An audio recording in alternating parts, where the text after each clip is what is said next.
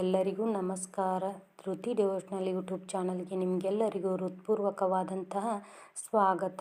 ಸ್ನೇಹಿತರೆ, ಹಿಂದೂ ಧರ್ಮದಲ್ಲಿ ಪ್ರತಿಯೊಂದು ಮಾಸವು ತನ್ನದೇ ಆದ ವಿಶೇಷತೆ ಮತ್ತು ಮಹತ್ವವನ್ನು ಹೊಂದಿದೆ. ಆದರೆ ಕೆಲವು ಮಾಸಗಳು ಮಾತ್ರ ಅತ್ಯಂತ ಪವಿತ್ರ ಮತ್ತು ಆಧ್ಯಾತ್ಮಿಕ ಸಾಧನೆಗೆ ಯೋಗ್ಯವಾದ ಕಾಲವೆಂದು ಹೇಳಲಾಗುತ್ತದೆ. ಅಂತಹ ಮಾಸಗಳಲ್ಲಿ ಪ್ರಮುಖವಾದದ್ದು ಆಷಾಢ ಮಾಸವೂ ಒಂದು. ಸ್ನೇಹಿತರೆ, ಆಷಾಢ ಮಾಸ ಬಂದರೆ ದೇವಾಲಯಗಳಲ್ಲಿ ವಿಶೇಷ ಪೂಜೆಗಳು, ಮನೆಗಳಲ್ಲಿ ವ್ರತಗಳು, ಜಪ ತಪಗಳು, ದಾನ ಧರ್ಮಗಳು ಹೆಚ್ಚಾಗುತ್ತವೆ. ಈ ಮಾಸವನ್ನು ಭಕ್ತಿ ಮತ್ತು ಸಾಧನೆಯ ಮಾಸ ಅಂತಲೇ ಕರೆಯುತ್ತಾರೆ. ಇಂದು ಈ ವಿಡಿಯೋದಲ್ಲಿ ಆಷಾಢ ಮಾಸದ ಸಂಪೂರ್ಣ ಮಹತ್ವ, ಅದರ ಹಿಂದಿರುವ ಪುರಾಣ ಕಥೆಗಳು, ಆಚರಣೆಗಳು, ಸಂಪ್ರದಾಯಗಳು ಹಾಗೆ ವೈಜ್ಞಾನಿಕ ಆಚರಣೆಗಳ ಬಗ್ಗೆ ವಿವರವಾಗಿ ತಿಳಿದುಕೊಳ್ಳೋಣ. 2026ರಲ್ಲಿ ಅಧಿಕ ಮಾಸ ಬಂದಿರುವುದರಿಂದ ಜುಲೈ 15ರಂದು ಆಷಾಢ ಮಾಸ ಆರಂಭವಾಗಿ ಆಗಸ್ಟ್ 12ರಂದು ಅಂತ್ಯವಾಗುತ್ತದೆ. ಈ ಮಾಸದ ಆರಂಭದೊಂದಿಗೆ ದಕ್ಷಿಣಾಯನ ಪುಣ್ಯಕಾಲ ಆರಂಭವಾಗುತ್ತದೆ. ದಕ್ಷಿಣಾಯನ ಎಂದರೆ ನಮ್ಮ ಶಾಸ್ತ್ರಗಳಲ್ಲಿ ಒಂದು ವರ್ಷದ ಕಾಲವನ್ನು 2 ಭಾಗಗಳಾಗಿ ವಿಂಗಡಿಸಲಾಗುತ್ತದೆ: ಉತ್ತರಾಯಣ ಮತ್ತು ದಕ್ಷಿಣಾಯನ. ಮಕರ ಸಂಕ್ರಾಂತಿಯಿಂದ ಆರಂಭವಾಗುವ 6 ತಿಂಗಳು ಉತ್ತರಾಯಣ, ಕರ್ಕಾಟ ಸಂಕ್ರಾಂತಿಯಿಂದ ಆರಂಭವಾಗುವ 6 ತಿಂಗಳು ದಕ್ಷಿಣಾಯನ. ಉತ್ತರಾಯಣವನ್ನು ದೇವತೆಗಳ ಹಗಲು ಕಾಲ ಎಂದು ಹೇಳಲಾಗುತ್ತದೆ. ದಕ್ಷಿಣಾಯನವನ್ನು ದೇವತೆಗಳ ರಾತ್ರಿ ಕಾಲ ಎಂದು ಪರಿಗಣಿಸಲಾಗುತ್ತದೆ. ಆಷಾಢ ಮಾಸದಲ್ಲಿ ಸೂರ್ಯದೇವರು ದಕ್ಷಿಣ ದಿಕ್ಕಿನತ್ತ ಸಂಚರಿಸಲು ಆರಂಭಿಸುತ್ತಾರೆ. ಆದ್ದರಿಂದ ಈ ಕಾಲವನ್ನು ದಕ್ಷಿಣಾಯನ ಅಂತಲೂ ಕರೆಯುತ್ತಾರೆ.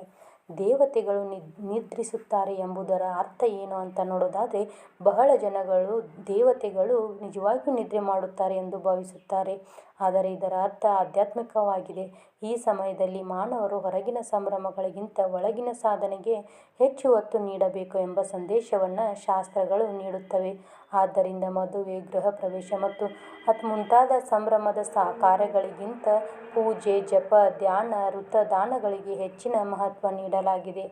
ಆಷಾಢ ಮಾಸದಲ್ಲಿ ಯಾಕೆ ಶುಭ ಕಾರ್ಯಗಳನ್ನು ಮಾಡುವುದಿಲ್ಲ ಅಂತ ನೋಡೋದಾದರೆ, ನಮ್ಮ ಹಿರಿಯರು ಯಾವುದೇ ಸಂಪ್ರದಾಯವನ್ನು ಕಾರಣವಿಲ್ಲದೆ ರೂಪಿಸಿಲ್ಲ. ಮೊದಲ ಕಾರಣ ಧಾರ್ಮಿಕವಾಗಿದೆ. ದಕ್ಷಿಣಾಯನ ಕಾಲದಲ್ಲಿ ದೇವತೆಗಳ ಅನುಗ್ರಹ ಕಡಿಮೆ ಲಭಿಸುತ್ತದೆ. ಎರಡನೇ ಕಾರಣ ಸಂಪೂರ್ಣವಾಗಿ ಪ್ರಾಯೋಗಿಕವಾಗಿದೆ. ಹಿಂದಿನ ಕಾಲದಲ್ಲಿ ಜನರು ಕೃಷಿಯನ್ನೇ ಅವಲಂಬಿಸಿದ್ದರು. ಆಷಾಢ ಮಾಸದಿಂದಲೇ ಮಳೆಗಾಲ ಆರಂಭವಾಗುತ್ತಿತ್ತು. ಈ ಸಮಯದಲ್ಲಿ ರೈತರು ಹೊಲಗಳಲ್ಲಿ ದಿನವಿಡೀ ಕೆಲಸ ಮಾಡಬೇಕಾಗುತ್ತಿತ್ತು. ಬೀಜ ಬಿತ್ತನೆ, ಗದ್ದೆ ಸಿದ್ಧಪಡಿಸುವುದು, ನೀರಿನ ವ್ಯವಸ್ಥೆ, ಪಶುಗಳ ಆರೈಕೆ ಮುಂತಾದ ಅನೇಕ ಕೆಲಸಗಳು ಇರುತ್ತಿದ್ದವು. ಇಂತಹ ಸಂದರ್ಭದಲ್ಲಿ ಮದುವೆ ಅಥವಾ ದೊಡ್ಡ ಸಮಾರಂಭಗಳನ್ನು ಆಯೋಜಿಸಿದರೆ ಕೃಷಿ ಕಾರ್ಯಗಳಿಗೆ ತೊಂದರೆ ಆಗುತ್ತಿತ್ತು. ಅಲ್ಲದೆ ರಸ್ತೆಗಳು, ವಾಹನಗಳು, ಸಾರಿಗೆ ವ್ಯವಸ್ಥೆಗಳು ಇಲ್ಲದ ಕಾರಣ ದೂರದ ಊರುಗಳಿಂದ ಸಂಬಂಧಿಕರು ಬರಲು ಕಷ್ಟವಾಗುತ್ತಿತ್ತು. ಆದ್ದರಿಂದ ಆಷಾಢ ಮಾಸದಲ್ಲಿ ಶುಭ ಕಾರ್ಯಗಳನ್ನು ತಪ್ಪಿಸಿ ಕೃಷಿ ಮತ್ತು ಧಾರ್ಮಿಕ ಕಾರ್ಯಗಳಿಗೆ ಹೆಚ್ಚಿನ ಆದ್ಯತೆ ನೀಡಲಾಗುತ್ತಿತ್ತು. ಇನ್ನು ಚಾತುರ್ಮಾಸದ ಮಹತ್ವ ಏನು ಅಂತ ನೋಡೋದಾದರೆ, ಆಷಾಢ ಮಾಸದ ಅತ್ಯಂತ ದೊಡ್ಡ ವಿಶೇಷತೆ ಅಂದರೆ ಚಾತುರ್ಮಾಸದ ಆರಂಭ. ಶಯನ ಏಕಾದಶಿಯ ದಿನ ಶ್ರೀ ಮಹಾವಿಷ್ಣು ಯೋಗ ನಿದ್ರೆಗೆ ಹೋಗುತ್ತಾರೆ. ಆ ದಿನದಿಂದ 4 ತಿಂಗಳುಗಳ ಕಾಲ ಚಾತುರ್ಮಾಸ ಆಚರಿಸಲಾಗುತ್ತದೆ. ಈ 4 ತಿಂಗಳಲ್ಲಿ ಸಾಧು ಸಂತರು ಒಂದೇ ತಿಂಗಳಲ್ಲಿ ತಂಗಿ ಭಗವಂತನ ಆರಾಧನೆ ಮಾಡುತ್ತಿದ್ದರು. ಭಕ್ತರು ಉಪವಾಸ, ಜಪ, ಧ್ಯಾನ, ಪಾರಾಯಣ, ಸತ್ಸಂಗಗಳಲ್ಲಿ ಭಾಗವಹಿಸುತ್ತಿದ್ದರು. ಹೊಸದಾಗಿ ಮದುವೆಯಾದ ಹೆಣ್ಣು ಮಕ್ಕಳನ್ನು ತವರು ಮನೆಗೆ ಕಳುಹಿಸುವ ಸಂಪ್ರದಾಯವಿದೆ. ಆಷಾಢ ಮಾಸಕ್ಕೆ ಸಂಬಂಧಿಸಿದ ಪ್ರಸಿದ್ಧ ಸಂಪ್ರದಾಯಗಳಲ್ಲಿ ಇದು ಒಂದು. ಹಿಂದಿನ ಕಾಲದಲ್ಲಿ ಹೊಸದಾಗಿ ಮದುವೆಯಾದ ದಂಪತಿಗಳು ಒಬ್ಬರ ಮೇಲೆ ಒಬ್ಬರಿಗೆ ಹೆಚ್ಚಿನ ಪ್ರೀತಿ ಮತ್ತು ಆಕರ್ಷಣೆ ಹೊಂದಿರುತ್ತಿದ್ದರು. ಈ ಕಾರಣದಿಂದ ಕೃಷಿ ಕಾರ್ಯಗಳಲ್ಲಿ ಗಮನ ಕಡಿಮೆಯಾಗಬಹುದು ಎಂಬ ಕಾರಣಕ್ಕೆ ಕೆಲ ದಿನಗಳ ಕಾಲ ಹೆಣ್ಣು ಮಕ್ಕಳನ್ನು ತವರು ಮನೆಗೆ ಕಳುಹಿಸಲಾಗುತ್ತಿತ್ತು. ಇದು ಧಾರ್ಮಿಕ ನಿಯಮವಲ್ಲ, ಸಾಮಾಜಿಕ ಹಾಗೂ ಕೃಷಿ ಆಧಾರಿತ ಸಂಪ್ರದಾಯ ಮಾತ್ರ. ಅತ್ತೆ ಸೊಸೆ ದೂರ ಇರಬೇಕು ಎಂಬ ಮಾತಿನ ಅರ್ಥ ಮಳೆಗಾಲದಲ್ಲಿ ಮನೆಯ ಕೆಲಸ ಮತ್ತು ಕೃಷಿ ಕೆಲಸ ಎರಡೂ ಹೆಚ್ಚಾಗುತ್ತಿತ್ತು. ಕೆಲಸದ ಒತ್ತಡದಿಂದ ಸಣ್ಣ ಪುಟ್ಟ ಭಿನ್ನಾಭಿಪ್ರಾಯಗಳು ಉಂಟಾಗಬಹುದು. ಅಂತಹ ಸಮಸ್ಯೆಗಳು ಬರದಂತೆ ನೋಡಿಕೊಳ್ಳಲು ಕೆಲ ಕುಟುಂಬಗಳಲ್ಲಿ ಹೆಣ್ಣು ಮಕ್ಕಳನ್ನು ತವರು ಮನೆಗೆ ಕಳುಹಿಸುವ ಪದ್ಧತಿ ಇತ್ತು. ಇನ್ನು ಗೋರಂಟಿ ಸೊಪ್ಪಿನ ಮಹತ್ವ. ಆಷಾಢ ಮಾಸದಲ್ಲಿ ಗೋರಂಟಿ ಹಚ್ಚಿಕೊಳ್ಳುವುದು ಬಹಳ ಶುಭಕರ. ಗೋರಂಟಿ ದೇವಿ ಗೌರಿಯ ಪ್ರಿಯವಾದ ವಸ್ತು. ಮದುವೆಯಾಗದ ಹೆಣ್ಣು ಮಕ್ಕಳು ಗೋರಂಟಿ ಹಚ್ಚಿಕೊಂಡರೆ ಉತ್ತಮ ವರ ಪ್ರಾಪ್ತಿಯಾಗುತ್ತದೆ.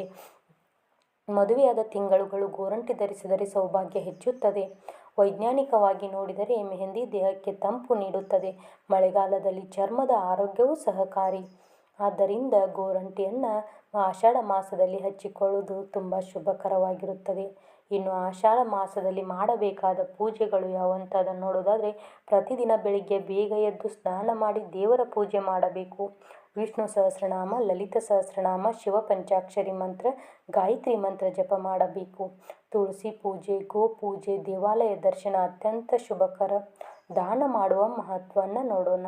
ಆಷಾಢ ಮಾಸದಲ್ಲಿ ದಾನ ಮಾಡಿದರೆ ಅನೇಕ ಪಟ್ಟು ಫಲ ಸಿಗುತ್ತದೆ. ಅನ್ನದಾನ, ಜಲದಾನ, ವಸ್ತ್ರದಾನ, ಪುಸ್ತಕ ದಾನ, ಧಾನ್ಯ ದಾನ ಮಾಡಬೇಕು.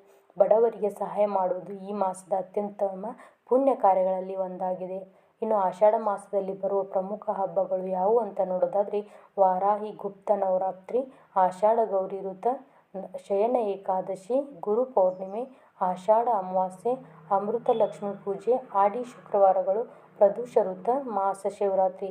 ಈ ಎಲ್ಲ ವೃತಗಳು ಮತ್ತು ಹಬ್ಬಗಳ ಬಗ್ಗೆ ಮುಂದಿನ ವಿಡಿಯೋಗಳಲ್ಲಿ ಸಂಪೂರ್ಣ ಮಾಹಿತಿಯನ್ನು ತಿಳಿದುಕೊಳ್ಳೋಣ. ಈ ಎಲ್ಲ ಋತುಗಳು ಮತ್ತು ಹಬ್ಬಗಳ ಬಗ್ಗೆ ಮುಂದಿನ ವಿಡಿಯೋಗಳಲ್ಲಿ ಸಂಪೂರ್ಣ ಮಾಹಿತಿಯನ್ನು ನೀಡಲಾಗುತ್ತದೆ.